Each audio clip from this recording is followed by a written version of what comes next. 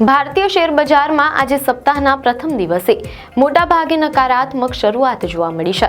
શરૂઆતમાં રૂપિયો 89.98 બંધ સામે આજે 90.6 સ્તરે ખુલ્યો હતો। આ દબાણના કારણે નિફ્ટી 26,200 નીચે ખુલ્યો હતો।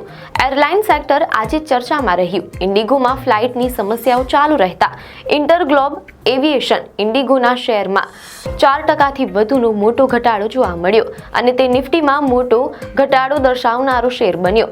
જ્યારે આના લાભાર્થી તરીકે સ્પાઇસ જેટના શેરમાં 12%નો મોટો ઉછાળો આવ્યો હતો। જો કે ફિનો પેમેન્ટ્સ બેંકને સ્મોલ ફાઇનાન્સ બેંકમાં રૂપાંતરિત કરવા આરબીઆઈની મંજૂરી મળ્યા છતાં 6% ગગડ્યો હતો।